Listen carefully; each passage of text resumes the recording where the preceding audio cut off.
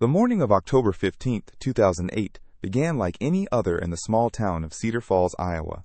Margaret Chen was hanging laundry on the line behind her modest two-story home when she heard her neighbor Sarah Whitmore calling 3-year-old Emma's name. At first, it seemed routine. Toddlers had a way of wandering off during playtime. But as the calling grew more frantic and other voices joined in, Margaret knew something had shifted irreversibly in their quiet neighborhood. If this reminds you of someone you once knew, a parent whose world changed in an instant, share this story with him. Some disappearances echo through generations, leaving ripples that never quite settle. Emma Whitmore had been playing in the backyard of 412 Maple Street, while her mother, Sarah, prepared lunch inside. The yard was enclosed by a 6-foot wooden fence, with a gate that Sarah always kept latched. Emma's favorite red tricycle sat abandoned near the sandbox, its small bell still chiming softly in the October breeze. A half-built castle of wet sand remained where tiny hands had been working just moments before. The Cedar Falls Police Department arrived within 20 minutes of Sarah's frantic 911 call.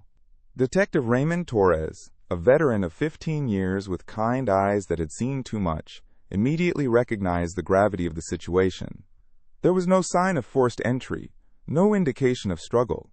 Emma had simply vanished as if she had never existed at all. The search expanded rapidly. Neighbors emerged from their homes, abandoning afternoon routines to comb through gardens, sheds, and every conceivable hiding place a curious toddler might discover.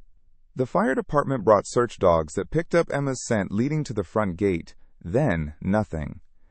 It was as though she had evaporated into the crisp autumn air. Sarah Whitmore, a 28-year-old single mother who worked nights as a hospital aide, could barely speak through her tears as she described the last time she'd seen her daughter. Emma had been wearing a yellow sundress with tiny daisies, white sandals, and carried her beloved stuffed elephant named Peanut. She had a distinctive birthmark shaped like a crescent moon behind her left ear, a detail Sarah repeated to every officer, volunteer, and reporter who would listen. The first 48 hours brought a media frenzy that transformed Cedar Falls from an anonymous farming community into the epicenter of national attention. News vans lined Maple Street, their satellite dishes reaching toward an indifferent sky. Sarah appeared on morning shows, her face etched with a particular kind of exhaustion that comes from hope battling against the growing weight of time. The FBI joined the investigation on day 3, bringing sophisticated resources and grim statistics. Agent Patricia Reeves, specializing in child abduction cases, privately told Detective Torres what they both already knew. After 72 hours, the likelihood of finding Emma alive dropped precipitously. But publicly, the investigation continued with unwavering determination. Volunteers organized search parties that covered hundreds of square miles of Iowa farmland. They dragged ponds, searched abandoned buildings, and followed every lead, no matter how unlikely. The town's community center became command headquarters, its walls covered with maps marked with colored pins indicating areas already searched. Emma's photo, enlarged and laminated, watched over the organized chaos with innocent dark eyes and a gap-toothed smile. As weeks turned to months, the searchers gradually returned to their regular lives. The news vans departed, taking the reporters and camera crews back to other stories in distant cities. The FBI field office closed its local investigation, though Agent Reeves promised the case would remain open indefinitely. Detective Torres continued following leads that grew increasingly cold, filing reports that seemed to echo in the empty station house. Sarah Whitmore aged years in those first few months. Her dark hair, once carefully styled, hung limp around her face. She took extended leave from the hospital, spending her days walking the neighborhoods, posting flyers, and answering the phone calls that came less and less frequently. Friends and family rallied around her initially, but as the investigation stalled, their visits became more sporadic, their words of comfort more strained. The house at 412 Maple Street became a shrine to absence. Emma's room remained exactly as she had left it that October morning. Toys scattered across the carpet, a half-colored picture of a butterfly taped to the small desk, her clothes still folded in drawers that Sarah opened and closed like prayer books. The red tricycle was moved to the garage, too painful to see but too precious to discard. By the first anniversary of Emma's disappearance, Cedar Falls had largely returned to its quiet rhythm. A memorial garden was planted in the town square with a small bronze plaque that read, "For Emma Whitmore and all our missing children, forever in our hearts. Sarah attended the dedication ceremony, accepting condolences with the practiced grace of someone who had learned to carry unbearable weight with dignity. The seasons changed, and changed again.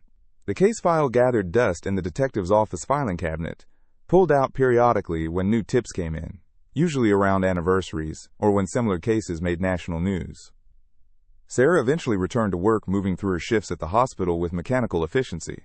She spoke little about Emma to her colleagues, but they noticed how she lingered in the pediatric ward, her eyes following every small child with a mixture of hope and heartbreak. Detective Torres retired in 2014, passing Emma's case file to his replacement, Detective Maria Santos, along with a worn photograph he kept in his desk drawer. "Every missing child stays with you," he told her during the handoff. "But this one feels different. Like she's still out there, waiting." By the autumn of 2022, Cedar Falls had evolved in the subtle way small Midwestern towns do. New businesses replacing old ones, young families moving into houses where previous generations had raised their children, the steady march of time reshaping familiar landscapes. The memorial garden for Emma Whitmore remained well tended, though fewer people paused there to read the bronze plaque that had weathered to a soft patina. Sarah Whitmore, now 42, had learned to navigate life in the spaces between hope and despair. Her once dark hair was streaked with premature silver, and lines had settled around her eyes, not from laughter, but from years of scanning crowds, searching faces, and studying every Amber Alert that crossed her phone screen. She had moved from the house on Maple Street 5 years earlier, unable to bear another morning walking past Emma's empty bedroom. The small apartment on Oak Avenue, where Sarah now lived, was deliberately sparse. No family photographs adorned the walls. No children's artwork decorated the refrigerator. She had learned that memories, when too sharp, could cut through carefully constructed routines. Instead, she filled her days with the methodical rhythms of work at Cedar Falls Community Hospital, where she had been promoted to charge nurse in the emergency department. Her colleagues respected her clinical competence and quiet authority, though few knew about Emma. Those who had worked at the hospital 14 years ago remembered the frantic searches, the media coverage, the way Sarah had seemed to disappear into herself. But time had a way of filing even the most tragic stories into the category of things people preferred not to discuss. Detective Maria Santos had inherited not just Emma's case file, but also the weight of Detective Torres's unfinished business. She reviewed the evidence periodically, cross-referencing with national databases, following up on the occasional tip that still trickled in. The file had grown thick with reports, witness statements, and dead-end leads, but the essential mystery remained unchanged. A 3-year-old girl had vanished without a trace on a quiet October morning. The house at 412 Maple Street had been sold twice since Emma's disappearance. The current owners, the Johnsons, were a young couple from Des Moines who had bought the property for its generous backyard and mature maple trees. They knew about its history. The real estate agent had been legally obligated to disclose the circumstances, but they were practical people who believed in fresh starts and moving forward. Michael Johnson, a software engineer who worked remotely, had converted the small upstairs bedroom that had once been Emma's into a home office. His wife, Lisa, occasionally mentioned feeling unsettled in that room, though she attributed it to the slanted ceiling and inadequate lighting rather than anything more ethereal. They had repainted the walls, replaced the carpet, and filled the space with the normal detritus of adult life: computers, filing cabinets, boxes of tax documents. The neighborhood itself had changed around the house. The Chins had moved to Arizona to be closer to their grandchildren. The elderly Mr. Peterson, who had helped organize the early search parties, had passed away in 2018. New families had moved in, bringing young children who played in yards and rode bicycles along the same sidewalks where volunteers had once canvassed door to door with Emma's photograph. The mail route that served Maple Street had been walked by the same carrier for the past 6 years. David Reyes, 51, was a methodical man who took pride in his work and knew every house on his route by heart. He had started with the Postal Service after losing his job at the John Deere plant, finding solace in the predictable rhythms of daily delivery. His route took him past 412 Maple Street every weekday around 11:30 a.m., a timing so consistent that Lisa Johnson often timed her morning coffee to coincide with his arrival. David was aware of the house's history. Everyone on the route knew about the Whitmore case, though it had faded into the background of local lore. He approached the property each day with the same professional efficiency he brought to every stop, noting the Johnsons' tidy lawn, their subscription to National Geographic, and their habit of leaving packages from online retailers to accumulate on the front porch until the weekend. The house itself bore no visible scars from its tragedy. The wooden fence in the backyard had been replaced with vinyl privacy fencing. The sandbox where Emma had been playing was long gone, replaced by a decorative rock garden and mature hostas. The garage still housed various pieces of exercise equipment and storage boxes, but no red tricycle waited in the shadows. Yet something lingered in the air around 412 Maple Street, something that neighbors occasionally mentioned in passing, a sense of incompleteness, as though the house itself was holding its breath. Children playing in nearby yards sometimes grew quiet when their balls rolled toward the property line. Dogs walking past would sometimes pause, ears pricked, as if hearing something their humans could not detect. Sarah Whitmore drove past the house exactly once each year, on October 15th. She never stopped, never slowed down, but simply allowed her car to carry her past the place where her world had shattered. It had become a ritual of remembrance and endurance, a way of marking time without surrendering to the paralysis of grief. The town itself had developed its own rhythm around the anniversary of Emma's disappearance. The local newspaper ran a brief update each October, noting that the case remained open and providing a phone number for tips. The police department held a brief press conference, usually lasting no more than 10 minutes, affirming their continued commitment to finding answers. But 14 years had created a kind of scar tissue around the wound of Emma's disappearance. Life had grown around the absence, adapting to the reality that some questions might never be answered. The town had learned to function with an Emma-shaped hole in its collective memory, and most people had stopped expecting that hole to ever be filled. David Reyes had no reason to suspect that his routine mail delivery would soon intersect with the mystery that had defined Cedar Falls for over a decade. As he sorted mail in the early morning hours at the postal facility, preparing for another ordinary day on his route, the universe was aligning circumstances that would finally disturb the careful silence that had settled over 412 Maple Street. November 3rd, 2022, dawned gray and bitter in Cedar Falls, with the kind of penetrating cold that made mail carriers grateful for their insulated uniforms and steady walking pace. David Reyes had been fighting a nagging head cold for 3 days, the kind that dulled hearing and made every sound seem to come from underwater. As he approached 412 Maple Street at his usual 11:30 a.m., he was looking forward to finishing his route and returning home to hot soup and afternoon television. The Johnsons had recently installed a new mailbox, a sturdy black unit mounted on a decorative post that required David to step closer to the house than the previous curbside box had demanded. As he sorted through their mail, utility bills, a magazine subscription, the usual collection of promotional materials, he heard something that made him pause with his hand halfway to the mailbox slot. It was a sound so faint that he might have missed it entirely if not for the peculiar way his congested sinuses seemed to amplify certain frequencies while dampening others. A rhythmic tapping, almost like Morse code, coming from somewhere within the house. David stood still for a moment, head tilted, trying to locate the source. The tapping stopped. David completed his delivery and continued his route, but the sound nagged at him throughout the afternoon. During his evening routine, dinner, television, preparation for the next day, he found himself thinking about the rhythm he had heard. 3 short taps, followed by 2 longer ones, then silence. It reminded him of something, though he couldn't place exactly what. The next day brought warmer weather and clearer sinuses. David approached 412 Maple Street with heightened awareness, unconsciously slowing his pace as he neared the mailbox. The house appeared normal, curtains drawn in the upstairs windows, the Johnsons, cars in the driveway, the same orderly suburban tranquility that characterized the entire neighborhood. As he reached for the mailbox, he heard it again.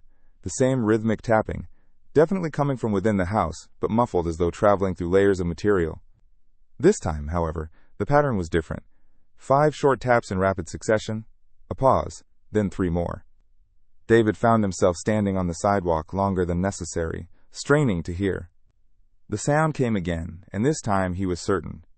It was too deliberate to be random house settling or heating system noise. Someone, or something, was creating those sounds intentionally. His first thought was that Michael Johnson might be doing renovation work in the house. The tapping could be someone installing drywall or adjusting pipes. But the sounds were too soft, too hesitant, and they seemed to come from a part of the house that didn't align with any normal construction activity. Over the following week, David found himself anticipating his stop at 412 Maple Street with an anxiety that surprised him.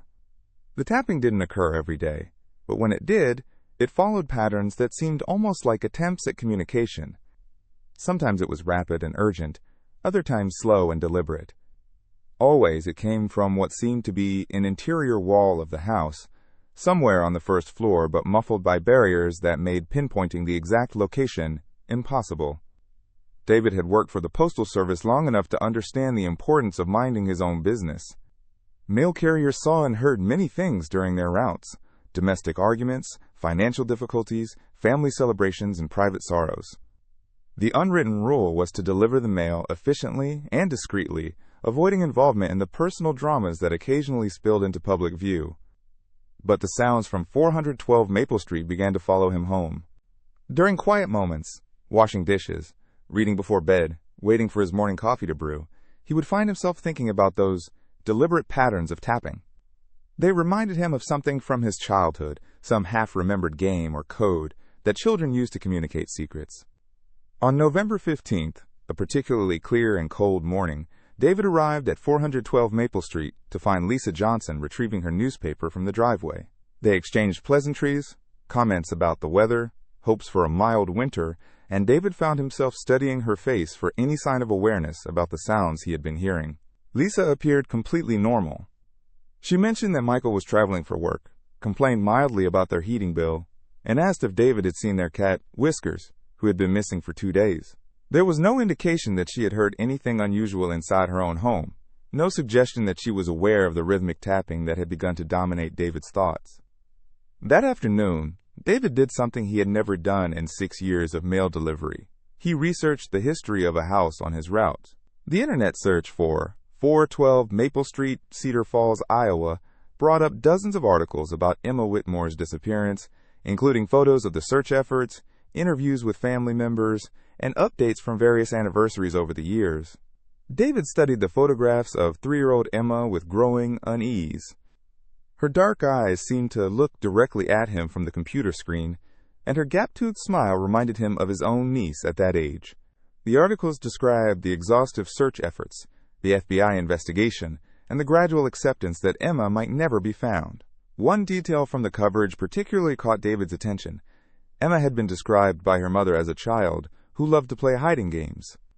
Sarah Whitmore had told investigators that Emma would often hide in closets, under beds, or in small spaces around the house, giggling quietly until someone found her. The family had installed child safety locks on various cabinets and closets to prevent Emma from hiding in potentially dangerous locations.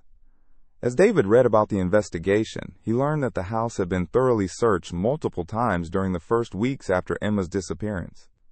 Police, FBI agents, and volunteers had examined every room, closet, crawl space, and storage area.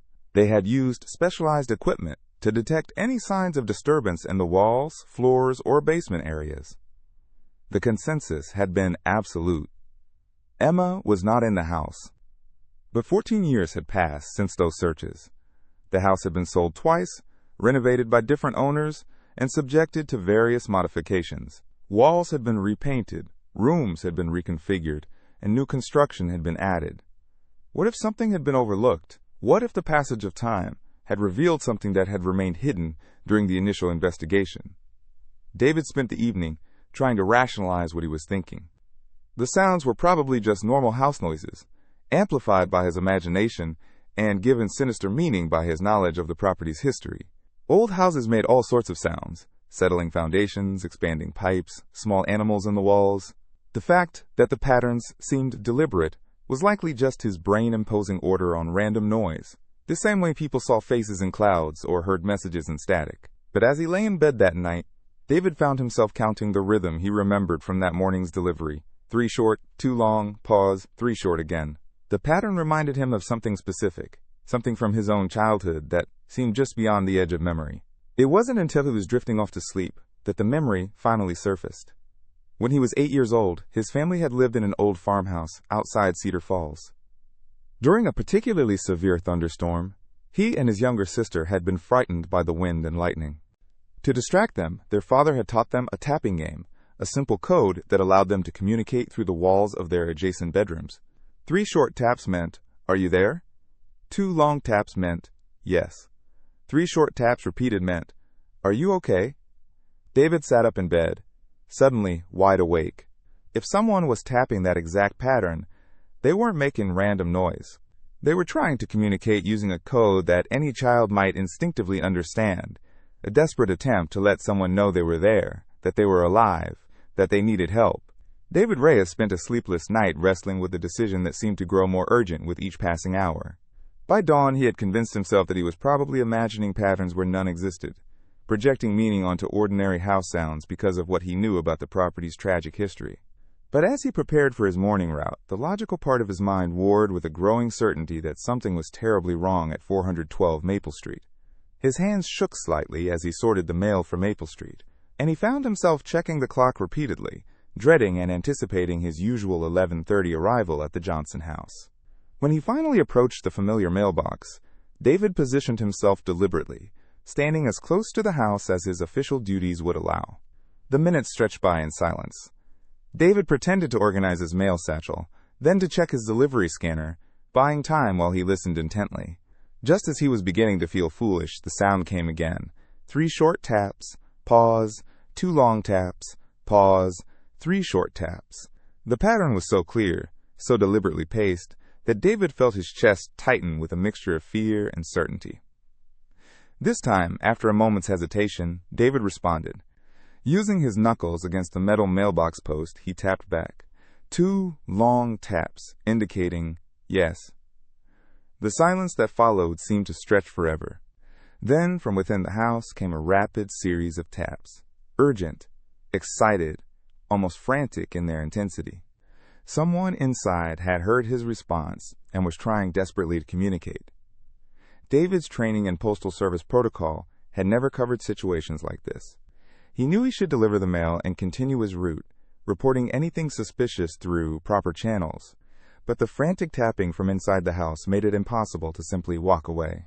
Someone was trapped, possibly injured, and attempting to signal for help in the only way available to them. After delivering the mail with trembling hands, David walked quickly to his postal vehicle and called his supervisor. Jim Martinez had been managing mail routes in Cedar Falls for over 20 years, and David trusted his judgment in unusual situations. "Jim, I need to report something strange at one of my stops," David began, then carefully described the sounds he had been hearing, his response, and the frantic tapping that had followed. He deliberately avoided mentioning the house's history, wanting Jim's assessment to be based on the immediate situation, rather than colored by knowledge of Emma Whitmore's disappearance. Jim's response was characteristically practical. "Could be someone trapped in a basement or storage area," he said. "Or maybe someone with a medical emergency who can't reach a phone. Either way, you did the right thing calling it in. I'm going to contact the police directly. This sounds like it needs immediate attention." Within 30 minutes, Detective Maria Santos was standing in the driveway of 412 Maple Street, studying David's earnest face as he repeated his account of the morning's events. Santos had been a police officer for 12 years and had developed reliable instincts about when people were telling the truth. David Reyes struck her as a careful, observant man who was genuinely concerned about what he had witnessed. "You're certain the sounds were coming from inside the house?" Santos asked, making notes in her small leather notebook. "Absolutely certain," David replied. "And when I tapped back, whoever was inside responded immediately. It wasn't random noise, Detective. Someone in there was trying to communicate." Santos knocked on the front door of 412 Maple Street, but received no answer. The Johnsons' cars were both gone from the driveway, suggesting they were at work. She called the number listed in the property records and reached Lisa Johnson at her office. "Mrs. Johnson, this is Detective Santos with Cedar Falls Police. We've received a report about possible sounds coming from inside your house. Someone may be trapped or injured. Are you aware of anyone who might be in the house right now?" Lisa's voice carried genuine confusion. "No, Detective. There shouldn't be anyone there.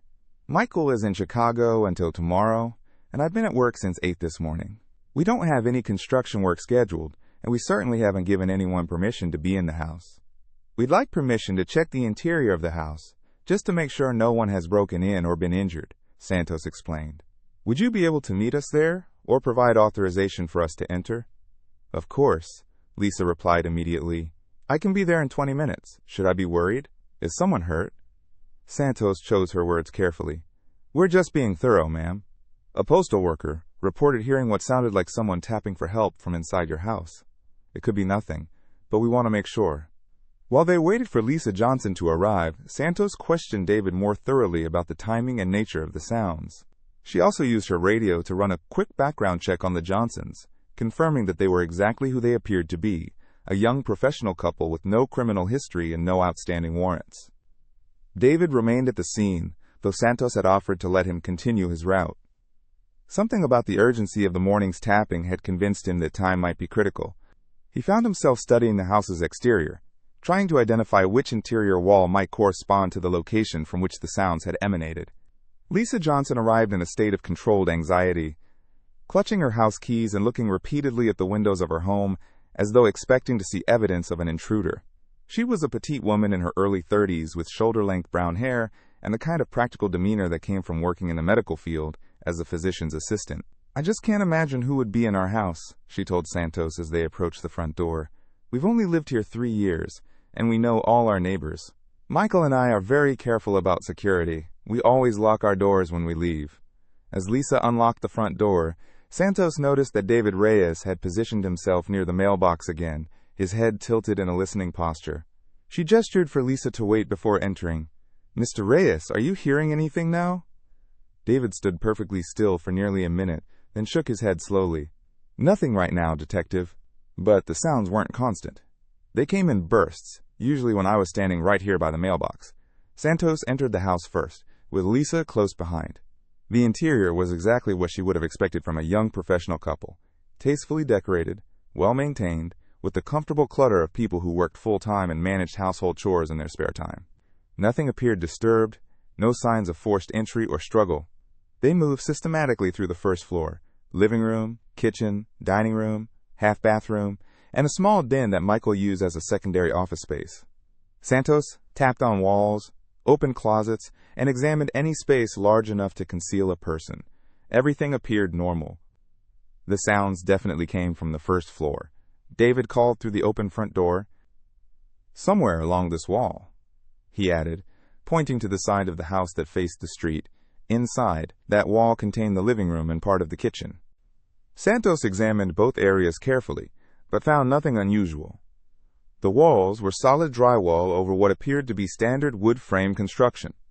She tapped along the wall surface, listening for any hollow sounds that might indicate a hidden space, but heard only the normal sound of knuckles against drywall and insulation. Lisa watched the search with growing bewilderment. "Detective, I'm in this house every day. If someone was trapped somewhere, wouldn't I have heard them? Wouldn't Whiskers have reacted? Our cat is very sensitive to sounds." Santos paused, remembering that Lisa had mentioned a missing cat during her conversation with David that morning. "When did your cat disappear, Mrs. Johnson?" "About a week ago," Lisa replied. "Maybe 10 days. He's an indoor cat, so we've been searching the neighborhood. We thought maybe he got out when we were bringing in groceries." "Is it possible he's trapped somewhere inside the house?" Santos asked. "Cats can get into very small spaces, and if he was distressed or injured, he might make sounds that could be mistaken for tapping." Lisa's face showed a mixture of hope and embarrassment. "Oh my God, could it be Whiskers? But we've searched everywhere." Michael even checked the crawl space under the stairs.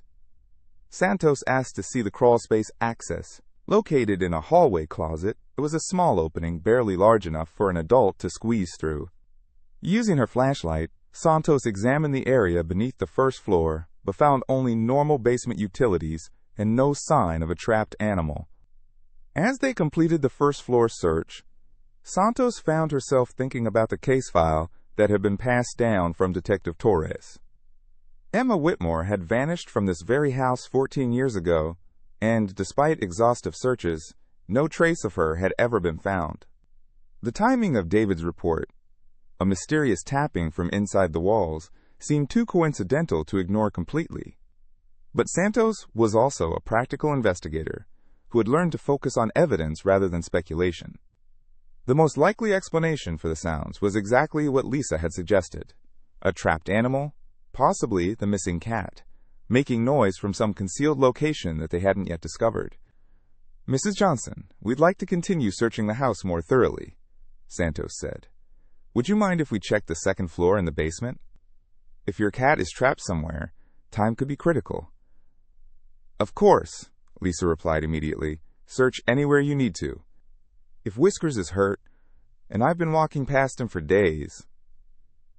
As they prepared to expand the search, David Reyes remained outside, positioned by the mailbox, where he had first heard the mysterious tapping.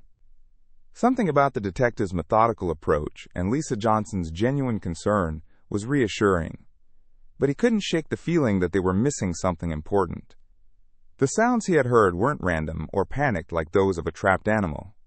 They had been too deliberate, too patterned, too much like an intentional attempt at communication. And the response when he had tapped back had been immediate and excited, as though someone had been waiting desperately for any sign that their signal had been received. Detective Santos's search of the second floor revealed nothing unusual. The master bedroom, guest room, and Michael's home office all appeared normal, with no signs of disturbance or concealed spaces. The home office, which had once been Emma Whitmore's bedroom, felt somehow cooler than the rest of the house, though Santos attributed this to the northern exposure and older windows. Lisa Johnson followed the search with increasing anxiety about her missing cat. "Whiskers has never been gone this long," she explained as they examined the second-floor closets. "He's 8 years old and very attached to routine. If he were outside, he would have come back by now, especially with the weather turning cold." The basement search proved more complex.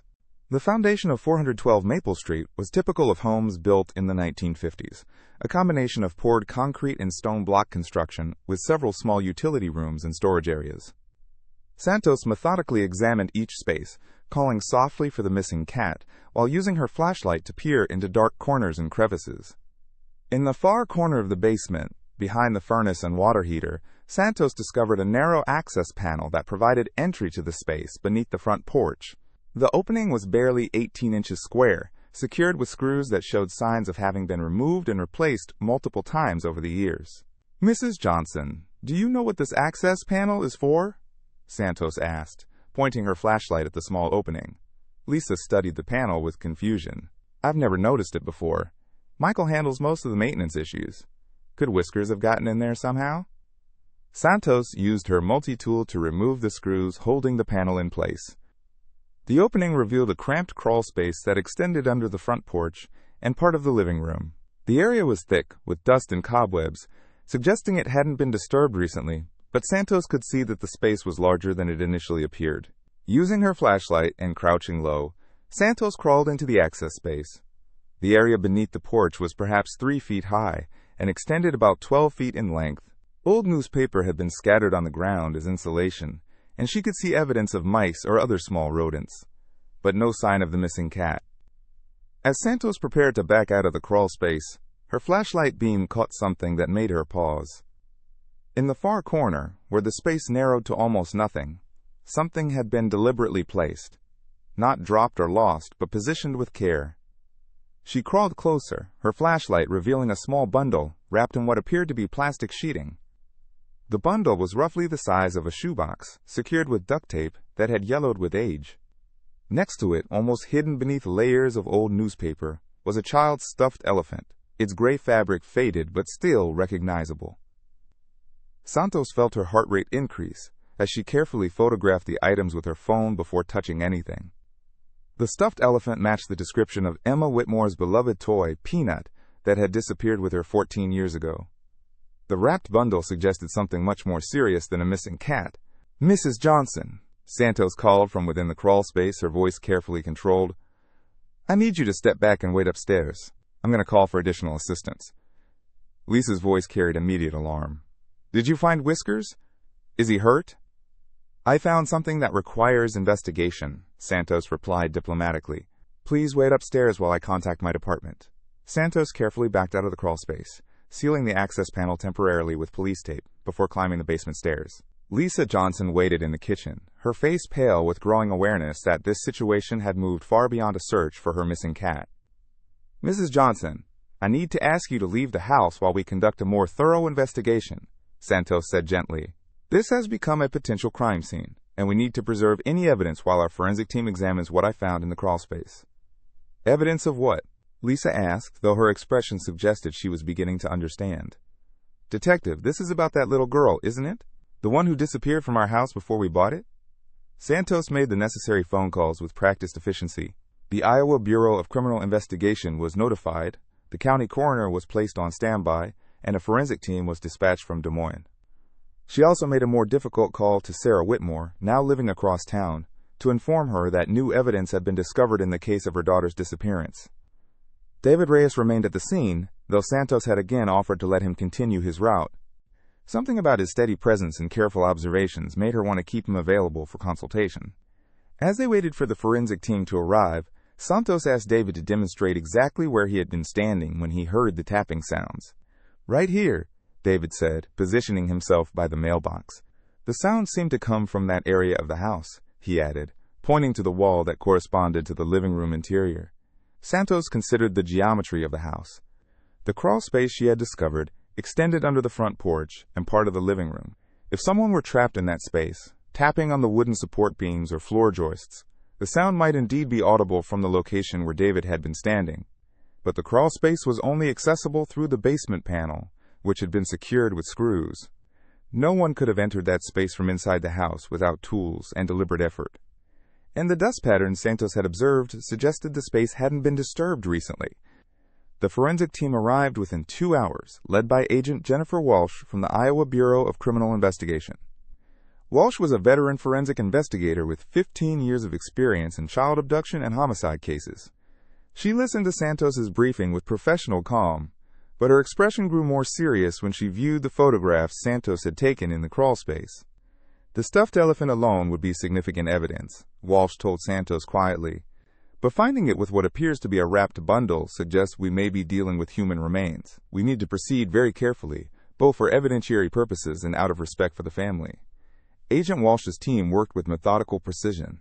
The basement access panel was removed entirely, and portable lighting was installed to illuminate the crawlspace. A photographer documented every angle before anyone entered the confined area. Walsh herself, being the smallest member of the team, carefully crawled into the space to examine the items Santos had discovered.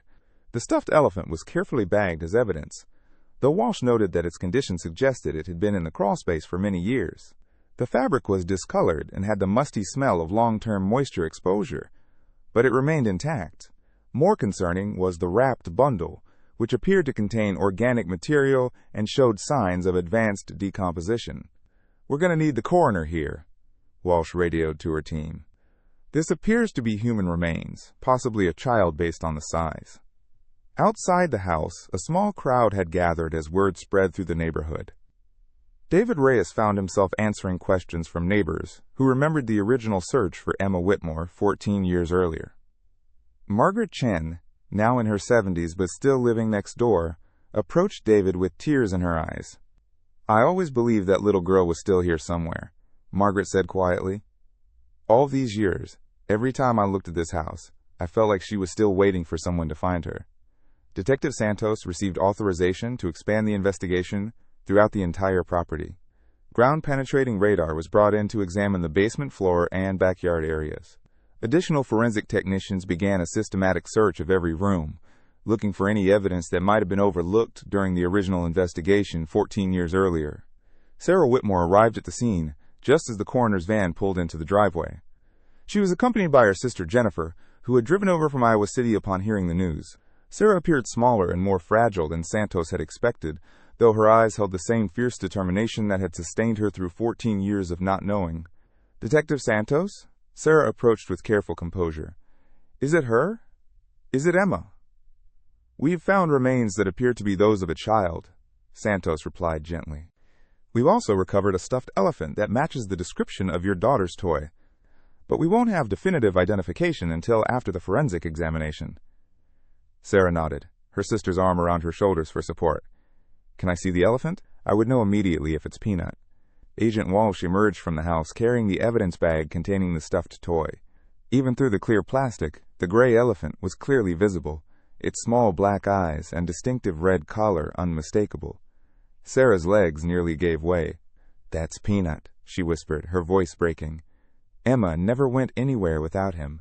She called him her best friend. The discovery transformed the quiet neighborhood of Maple Street into a crime scene. Police tape cordoned off the entire property, and investigators worked into the evening hours, carefully documenting and removing evidence from the crawlspace. Local news crews arrived as word of the discovery spread, though police kept them at a respectful distance from the house. Dr. Richard Morrison, the county coroner, emerged from the basement after nearly 3 hours of work in the confined space. He spoke briefly with Agent Walsh before approaching Detective Santos with his preliminary findings. "We have partial skeletal remains consistent with a child approximately 3 to 4 years of age," Dr. Morrison reported. "The condition of the remains suggests they've been in that location for a significant period of time, possibly 10 to 15 years. We'll need forensic anthropology and DNA analysis for positive identification." "Any indication of cause of death?" Santos asked. "Nothing obvious at this preliminary stage," Morrison replied. "The remains will need extensive examination. What I can tell you is that the body appears to have been carefully placed in that location rather than simply discarded. Someone took considerable effort to conceal these remains." As darkness fell over Cedar Falls, portable floodlights illuminated the crime scene. The forensic team would continue working through the night, but the most significant discoveries had already been made. After 14 years of uncertainty, Emma Whitmore had finally been found. David Reyes remained at the scene until nearly midnight, providing detailed statements about the sounds he had heard and the timing of his observations. As he finally prepared to leave, Agent Walsh approached him with a question that had been troubling her throughout the investigation. "Mr. Reyes, you mentioned hearing tapping sounds that seemed to follow a pattern, like someone trying to communicate, but the remains we found show no signs of recent disturbance. If Emma died 14 years ago, who was making those sounds?" David looked toward the house, now blazing with artificial light as investigators continued their work. "I don't know, Agent Walsh, but I heard what I heard. Someone, or something, was trying to get my attention. And if I hadn't heard those sounds, Emma might never have been found."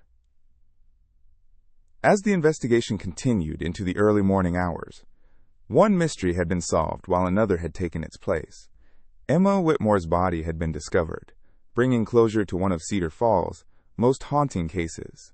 But the question of who had been tapping from within the walls, guiding David Reyes to the discovery, remained as enigmatic as the original disappearance itself.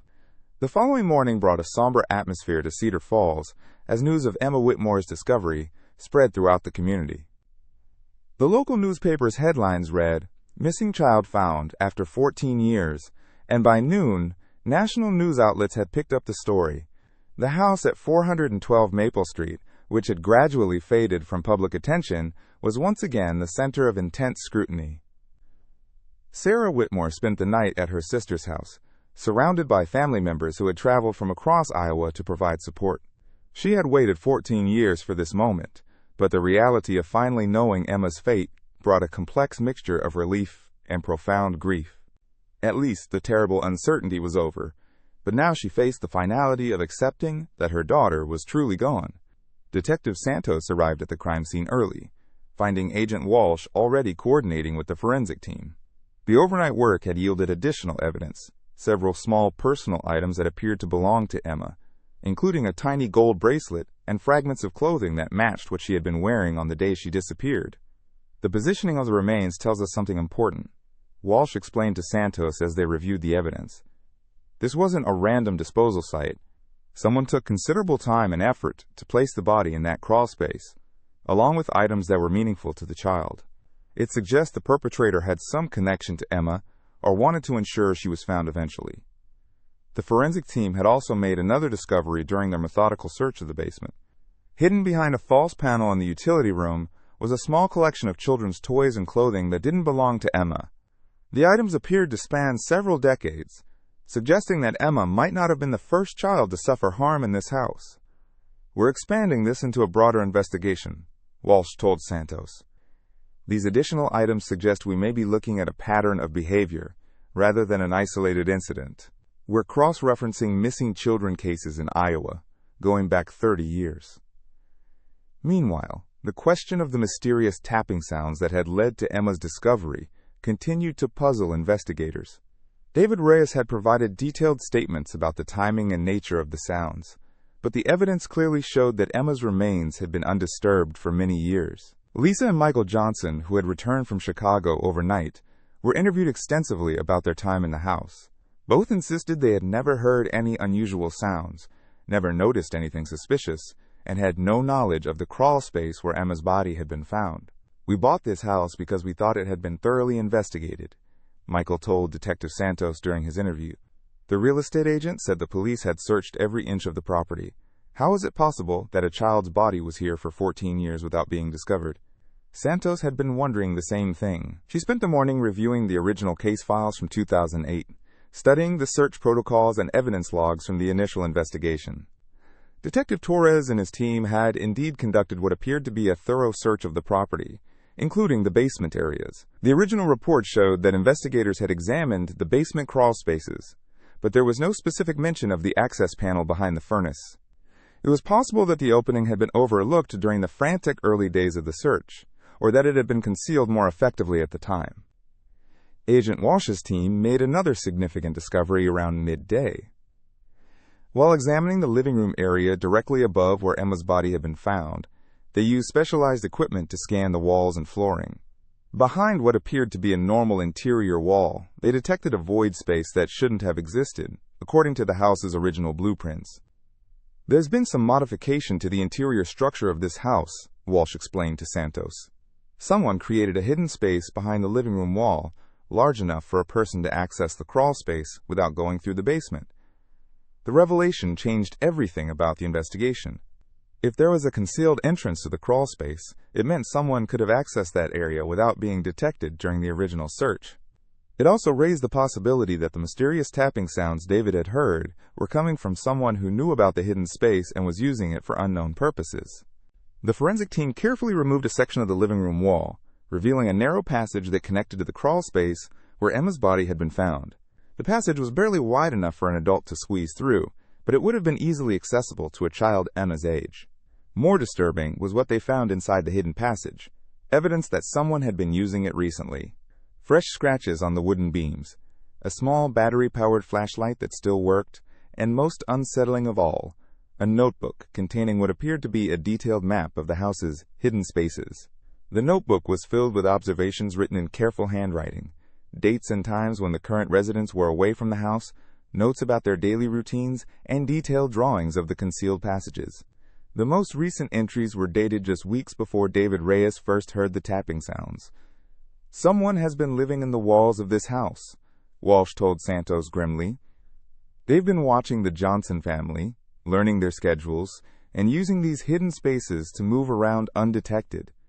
The investigation took on new urgency, as the team realized they were no longer just solving the 14-year-old murder case. They were potentially dealing with an active threat to the current residents.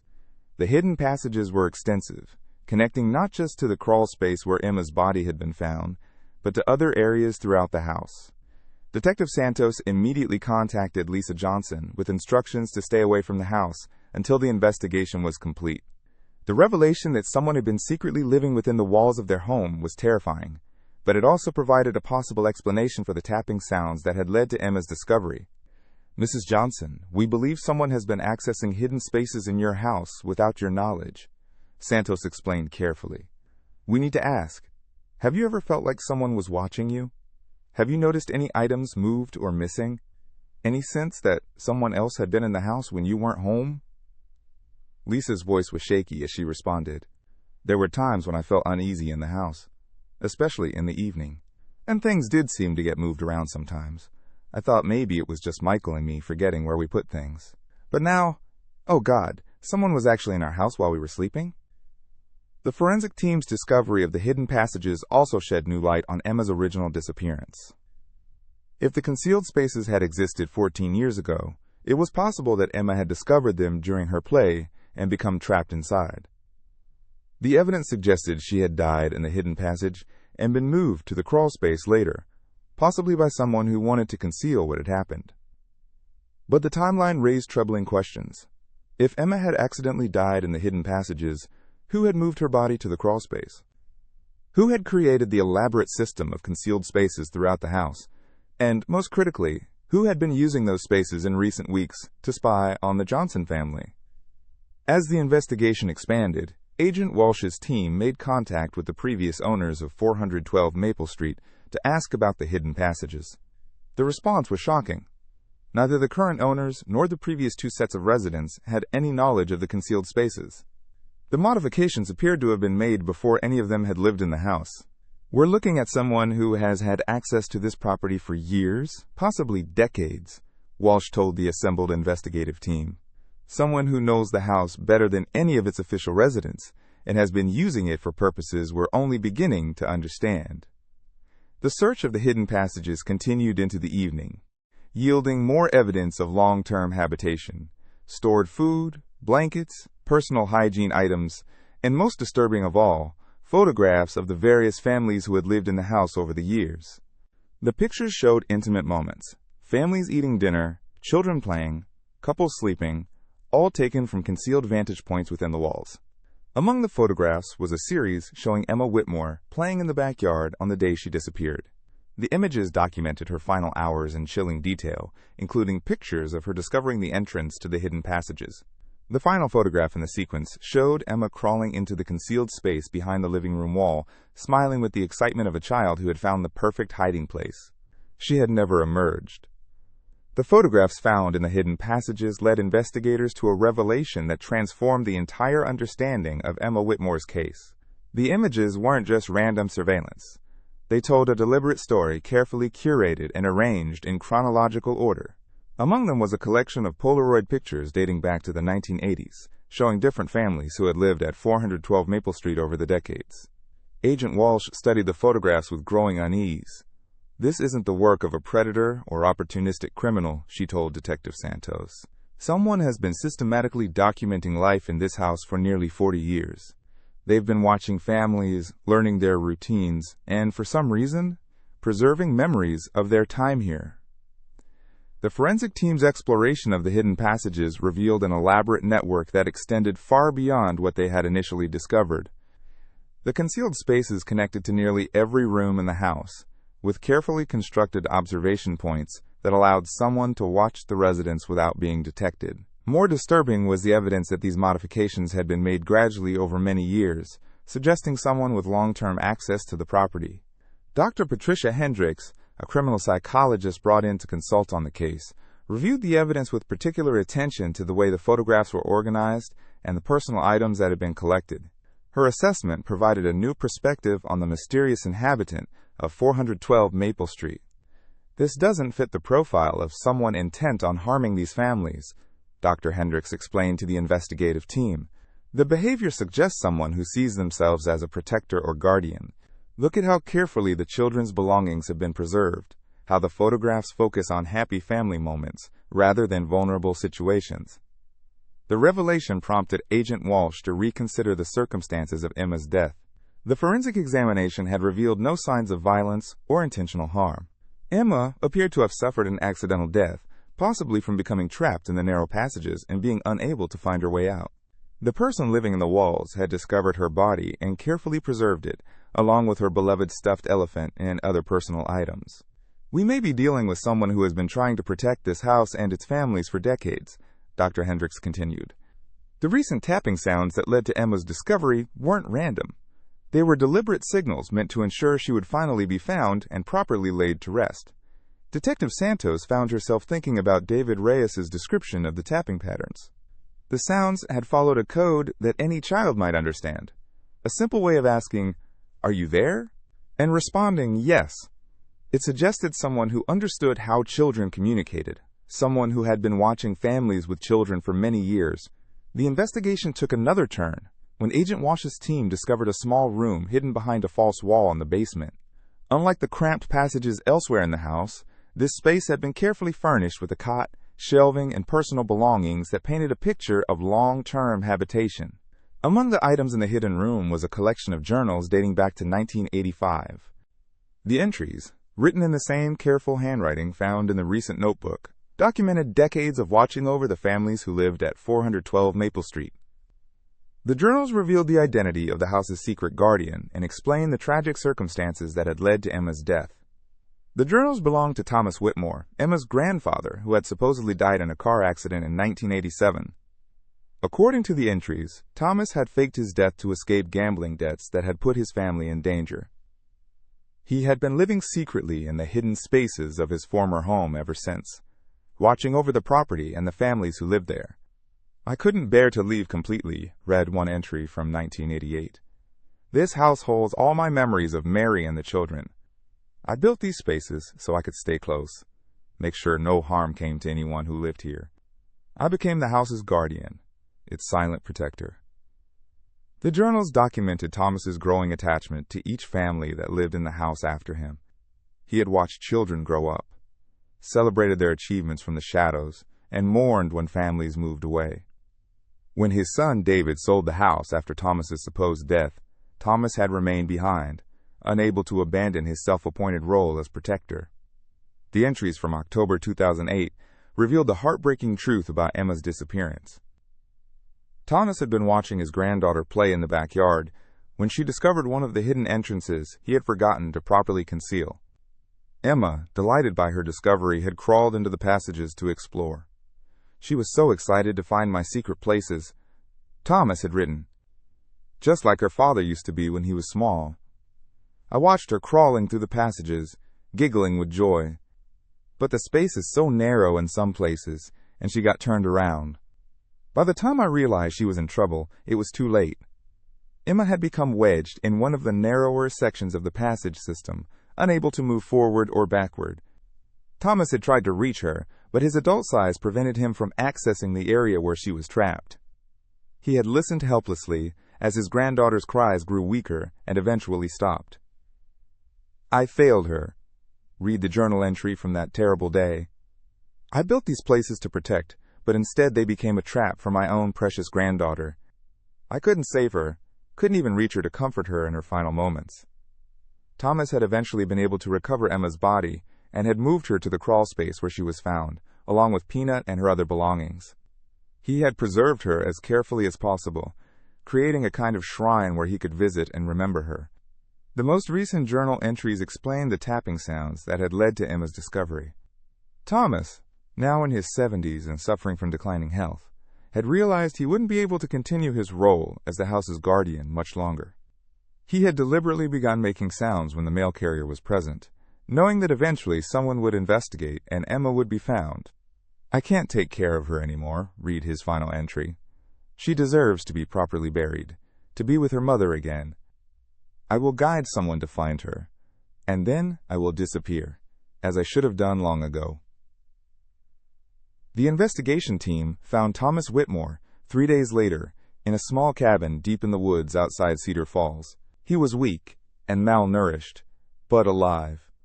At 74 years old, he had finally decided to emerge from the shadows and face the consequences of his decades-long deception. Thomas's confession filled in the remaining details of Emma's case, while raising profound questions about love, loss, and the lengths people go to protect those they care about. He had spent 21 years living in secret, watching over his former home and the families who lived there, carrying the burden of his granddaughter's accidental death in solitude. "I never meant for any of this to happen," Thomas told Detective Santos during his interview. "I just wanted to stay close to the house, to make sure everyone was safe. When Emma found my hiding places, I thought she would enjoy them the way her father had. I never imagined." His voice broke as he struggled to continue. "I spent 14 years visiting her resting place, talking to her, keeping her company. But I'm old now, and sick, and I couldn't bear the thought of her being alone when I'm gone. She needs to be with her mother."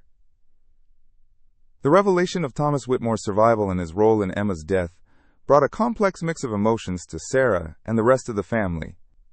The man they had mourned as dead had been alive all along, living within the walls of his former home, carrying the secret of Emma's fate for 14 years. The autumn of 2023 brought a quiet resolution to one of Cedar Falls' most enduring mysteries, though the emotional aftermath would ripple through the community for years to come. Emma Whitmore was finally laid to rest in a small ceremony at Greenwood Cemetery, her tiny casket surrounded by flowers from neighbors who had never forgotten the smiling 3-year-old who had vanished from their midst. Sarah Whitmore stood beside her daughter's grave with a composure that had been forged through 14 years of uncertainty and grief.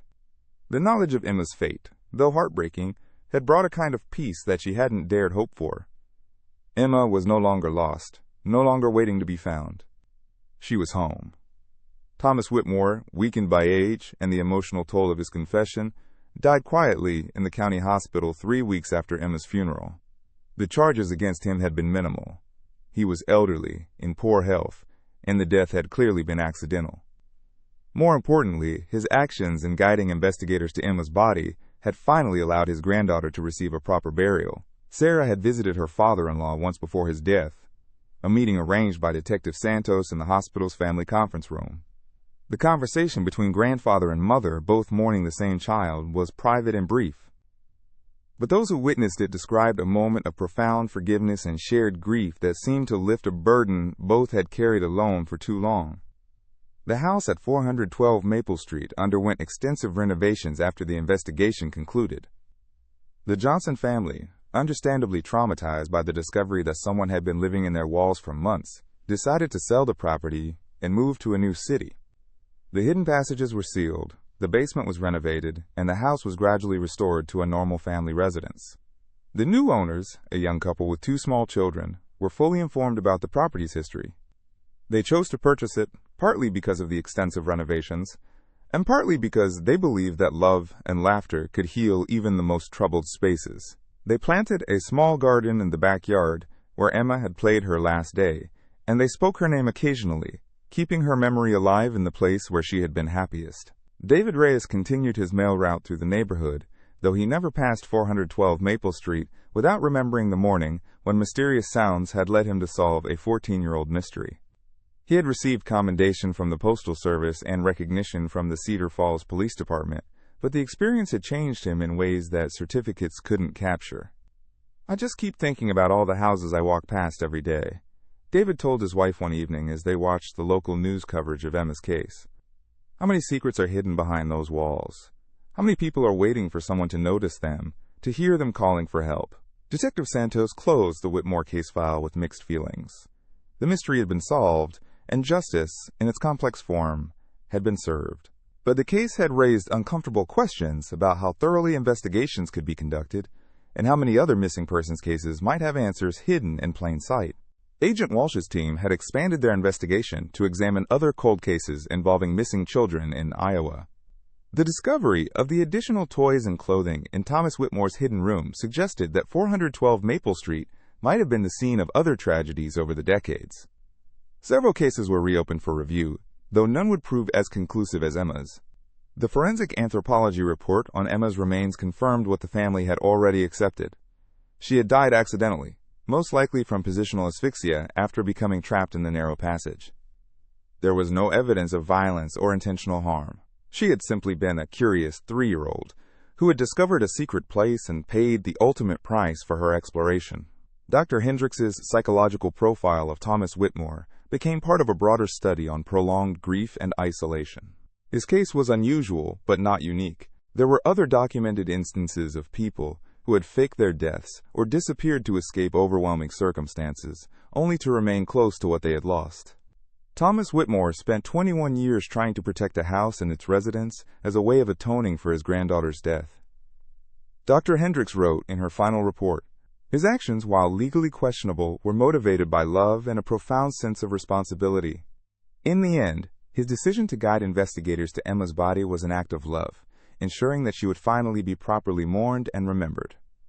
The story of Emma Whitmore's disappearance and discovery became part of Cedar Falls' collective memory, told and retold with the kind of reverence reserved for tragedies that touch entire communities. The case was featured in true crime documentaries and cold case television shows, though the family requested that the focus remain on Emma's life rather than the circumstances of her death. Sarah Whitmore gradually returned to a semblance of normal life, though she would always carry the weight of her loss. She kept Peanut, Emma's beloved stuffed elephant, on her bedroom dresser, finally returned after 14 years of evidence custody. Sometimes she would hold the faded toy and remember not just the tragedy, but the joy that Emma had brought to her brief life.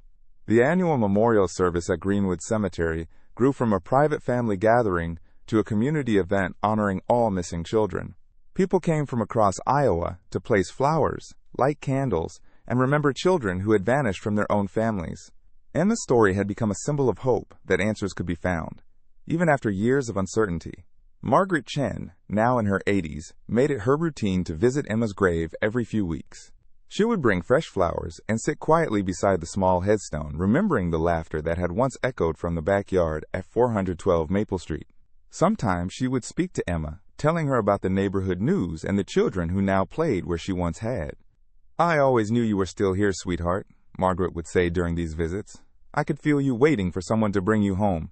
The mail route that had led David Reyes to hear those mysterious tapping sounds continued to serve the neighborhood, though David never again experienced anything like the deliberate communication that had guided him to Emma's discovery. Sometimes he wondered if Thomas Whitmore's spirit had somehow orchestrated that final act of love, ensuring that his granddaughter would not remain hidden forever. As the seasons changed and Cedar Falls gradually moved forward from the intensity of the investigation, the community settled into a new understanding of what had happened at 412 Maple Street. It was a story of accidental tragedy, prolonged grief, and ultimate redemption. A reminder that love could persist even in the darkest circumstances, and that sometimes the most profound mysteries had the simplest explanations. Emma Whitmore had finally come home, carried there by the devotion of a grandfather who had spent 14 years in the shadows, waiting for the right moment to let her go. The whispers behind the wall had fallen silent, their message delivered, their purpose fulfilled. In the end, love had found a way to guide Emma back to the light, where she belonged. If stories like Emma's move you to believe in the power of hope and the strength of human connection, we share them because they remind us that even in our darkest moments, the bonds of love continue to guide us home. These tales of loss, endurance, and ultimate redemption speak to something deep within the human spirit, our capacity to carry each other through the longest nights until dawn finally breaks. Subscribe to our YouTube channel to hear more stories that touch the soul and inspire the heart, reminding us that no one is ever truly lost as long as they are remembered with love.